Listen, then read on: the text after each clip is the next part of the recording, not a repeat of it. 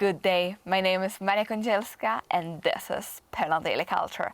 Well, the freedom of art and all the threats which are connected to it, it's a very contemporary topic, and I would say it doesn't lose its importance.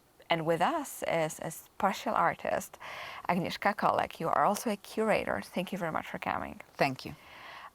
So as a person who is, you are widely connected to art in a form of yourself being an artist, being a co-founder of a festival, the Passion for Freedom Art Festival in London. You yourself went through a terrorist attack in Copenhagen connected to art. What happened? So in 2015, at the beginning of January, I was invited to come to Copenhagen to a conference called Art, Blasphemy and Free Speech.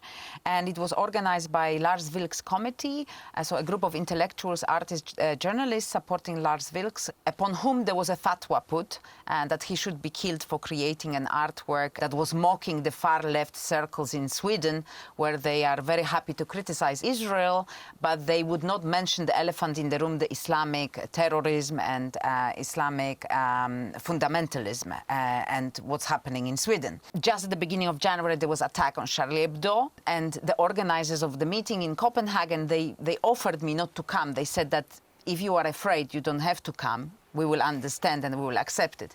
But myself, I thought that I will always remember this moment, even when I die 70 years old in bed or whatever happens to me, I will remember this moment that if I don't go, it's only because of fear, not because I don't think it's important. So I thought, as I'm supporting artists and telling them to create art no matter what, because we're going to show it and we're going to talk about these difficult issues, I cannot shy away from this meeting. So I have to walk the walk, not just talk about it. So, of course, I went. When we just started the meeting, it was only a few minutes into the meeting. Ina Shevchenko from Femen, who was one of the guests, she was describing her friendship with Sharp from Charlie Hebdo and how close they were. And you could hear it's very difficult for her because that was her friend that was just gunned down in the offices of Charlie Hebdo.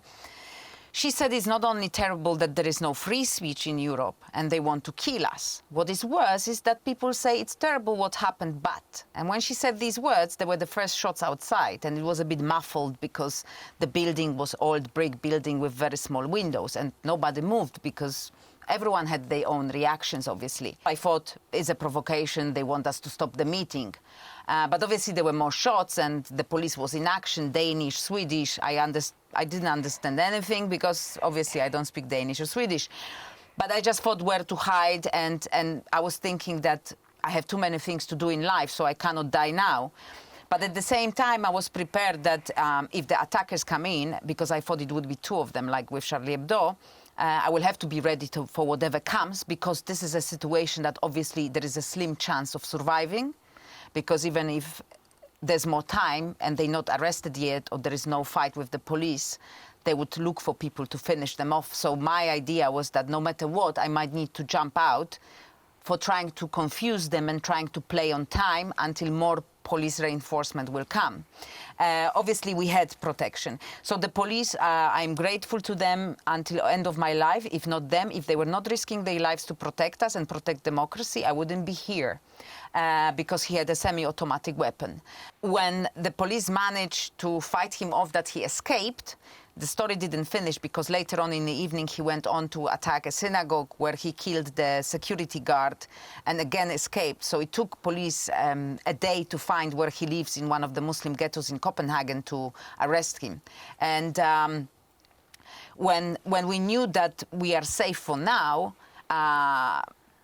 I could sense how everyone is really upset and really paranoid what else can happen. And myself and Marianna, that we were together representing Passion for Freedom and the artists, we decided to continue the meeting. So we asked everyone to sit down, we got the microphone on, and we said... Which sounds crazy. And we said that it's not only that they want to kill us, they want us to stop talking, so we should continue, because this is the main aim. Because just killing someone doesn't do the job. You want people to shut up and never talk about it again out of fear. So it was important for us that we're going to talk about these things, and there will be more people after us talking about this, and they will never succeed. Exactly. Wow. Well, congratulations for you for this act of courage. Also, because after all, to put your nerves back, I would say, in their place when you are just after like almost losing your life because you don't know what will happen with the terrorist, and they are very determined. They can also risk. They want to also risk their lives, so they don't care about this. Yes, the next day he went out to shoot at the police to die because he wanted to be a martyr. So you are Wonderful. correct in that.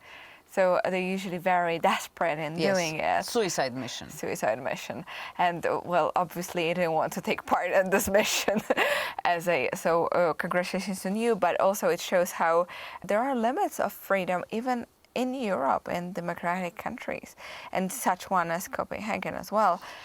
But yes, since then I would stress that the fact that the terrorist wants to kill us, this is obvious and it's not like hard math. What I don't accept and I don't agree to is the politicians curbing the free speech preemptively not to upset someone, which has been giving in to the dictators, giving in to the terrorists, which I think as a society we should say no, thank you very much. because of course they usually don't want to mention that they, for example, were Muslims, just a dark skin inhabitant of Copenhagen. Well, I think I would go even further. They would actually detach it from the meaning completely, so they would say disadvantaged young people. Or like, for example, in Britain, where there's an issue for years and years, more than 10 years, with so-called grooming gangs, where I would use the word raping gangs and forced prostitution and sex trafficking, they say Asian. What does it mean? Exactly, nothing. Exactly, and maybe someone from Japan or China might be a bit upset. It's nothing to do with them. Well, absolutely. I would be a little bit upset in this case. Even though extremely interesting, thank you for sharing this story with us. And to all of you, the viewers of Poland Daily, we invite you to ask yourself the question about your own personal freedom and the freedom of speech in democratic countries in Europe. And how is this connected also to art and to performing? And if you yourself are you afraid of speaking about something in public? And if you are, why? This is the question which, well, ask yourself, and of course write about this in the comments for us. And thank you for watching our show.